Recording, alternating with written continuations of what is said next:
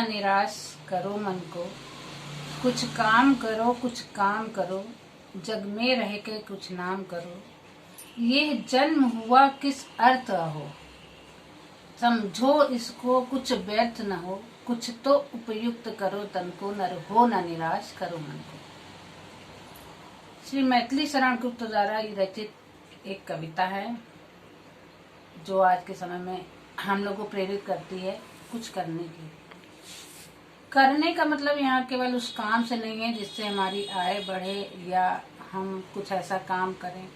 काम का मतलब है इस शरीर को आप केवल व्यर्थ न जाने दे घर के चौका बर्तन के अलावा। यदि आप कुछ और नहीं कर रहे हैं, मैं अपने घरेलू हूँ उसके हिसाब से बता रही हूँ, तो इस शरीर को इसी कामों में नहीं झोंकिए, नहीं झोंकना है। समय बहुत प्रतिकूल है, तो अपनी जो आपके अंदर जो भी आप योग्यता रखते हैं, किसी को समझने की, किसी को समझाने की, कुछ को अपना आकलन करने की और दूसरों के आकलन को जानने की, तो लग जाइए उसमें। कभी कभी क्या होता है कि हम लोग दुनिया में आए हैं, जरूरी नहीं है कि हम किसी की मदद, आज बहुत जो ये संवेदनशील टाइम चल रहा है, इसमें क्या होता है, इस समय क्या हो रहा है, सबको मदद की जरूरत है। किसी को मानसिक, किसी को शारीरिक, तो किसी को आर्थिक की भी जरूरत है। लेकिन जरूरी नहीं है कि आपके पास ये तीनों ही चीजें हों, और जरूरी नहीं कि आपके पास इन तीनों में से कोई एक चीज ना हो। आप आर्थिक नहीं कर सकते हैं तो आप शारीरिक करिए, शारीरिक नहीं कर सकते हैं तो कम से कम मानसिक तो कर ही दीजिए। तो कहने का ये मतलब है कि अब इस शरीर को, मानव रूपी शरीर को 33 करोड़ योनियों में भटकने के बाद यदि हमें ये मानव शरीर ईश्वर ने हमें अपने कर्म, अच्छे कर्म देकर दिए हैं, तो इसका कहीं न कहीं उपयोग जरूर किया जाए। घर के हम अपने बच्चों के प्रति, अपने परिवार के प्रति तो समर्पित हर वक्त रहना ही है, क्योंकि ये तो हमारा कर्म है, हमारा ये बंधन है। लेकिन हमें कुछ करना है, हमें अपने समाज के लिए कुछ करना है।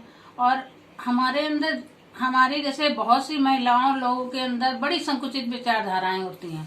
हम जानते हैं कि सामने वाले इंसान को हमारी जरूरत है, लेकिन इतना संकुचित है कि कैसे उसके पास जाएं, कैसे उससे दो बातें करें, किस तरह हम उसकी मदद कर सके।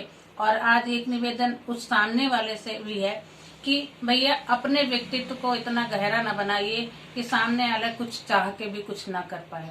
सरल रहिए। इस समय जो टाइम है, आप अपने पैसे के दम में, अपने रूप के अहंकार में या कुछ भी कह लीजिए मत रहिए। सामने वाले को भी आपको समझने की जो एक इच्छा रखता है उसको बनने दीजिए, सरल हो जाइए। कहने का तात्पर्य है कि मदद करने वाले से मदद लेने वाला भी महान होता है, क्योंकि जब आप किसी की मदद करने के लिए निकलते हैं तो 4 बार यही सोचते हैं कि हमें किन परिस्थितियों में कैसे उसके पास पहुंचना है, और संकोच एक रहता है। तो ये जरूरी नहीं कि आप जो करने निकले हैं आप ही बड़े महान हैं, आपने किसी की, या हमने सोचा कि मैंने भैया उसके लिए ऐसा किया तो हम बड़े महान। जी नहीं, वो जो मदद आपकी ले रहा है वो आपसे ज्यादा महान है और उसके पुण्य आपसे ज्यादा अच्छे हैं, क्योंकि वो आपको ऐसा मौका दे रहा है कि वो आपको ऐसा मौका दे रहा है कि आप उसकी हेल्प कर सके और अपने कर्मों को अच्छा बना सके, अपना प्रारब्ध और अच्छा बना सकते। तो हमेशा कहने का मतलब है हर चीज के 2 पहलू होते हैं, तो यहाँ भी वही लागू होता है कि हमें एक दूसरे की मदद करनी चाहिए। समय यही है। और दूसरी बात ये मैं कहना चाहूंगी कि मतलब मैं ये कहना चाहूंगी कि आप जो है जैसे जिस तरीके से कर सकते हैं, जिस तरीके से अपने आत्मिक उत्थान के लिए जिस तरीके से भी आप करें, एक दूसरे को समझें, एक दूसरे को जानें, 100 बार झुकने की क्षमता रखें। अगर 100 बार झुकने के बावजूद भी आपको वो परिणाम नहीं मिलता है जिसकी आप चाहत रखते हैं, तो आपका झुकना बहुत जरूरी नहीं है, क्योंकि हर चीज की एक सीमा है और हर चीज का एक समय भी होता है। तो आज वो समय है कि हम जो है सारे संकोच मिटा के आगे बढ़े समाज में, क्योंकि जहाँ लोग बच्चे अपने माँ बाप के शवों को छोड़ के भाग रहे हैं और कंधा नहीं देना चाहते हैं, उनको घर में तमाम वीडियो जैसे पड़े हैं जहाँ कोविड के मरीज आया और घर के लोग दरवाजे नहीं खोल रहे।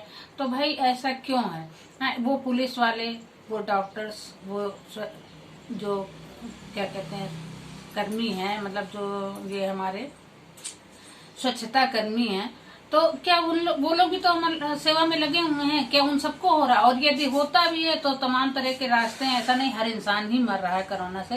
तो मतलब आप इंसानियत और मानवता को बिल्कुल भूल जाएंगे, ऐसा ना हो। तो मैं तो यही इच्छा रखती हूँ कि, और ये जो मैं सब बातें करती हूँ इस सोशल मीडिया पे कर रही हूँ, तो इसका 70% मैं अपने ऊपर अप्लाई कर चुकी हूँ। नहीं तो कमेंट के माध्यम से जाने कितने लोग मेरे पीछे पड़ जाएं।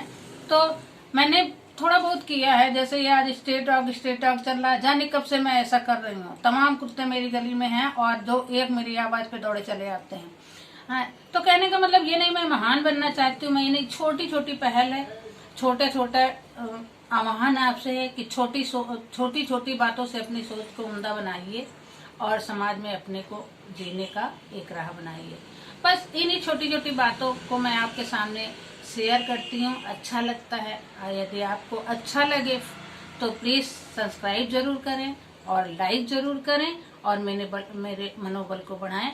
और इसी के बाद मैं चंद पंक्तियां आपको भजन के रूप में सुनाती हूँ, तो प्लीज, और इसी के साथ मेरा वीडियो यही समाप्त हो जाएगा, तो सुनिएगा। चलना सिखा दिया है, गलना सिखा दिया है, चलना सिखा दिया है, गलना सिखा दिया है, घनघोर वादियों में भी जलना सिखा दिया है, घनघोर वादियों में भी जलना सिखा दिया है। हमको मिला हुआ है गुरुदेव का महाबल, हमको मिला हुआ है गुरुदेव का महाबल, माँ ने हमें दिया है अपना असीम आंचल, माँ ने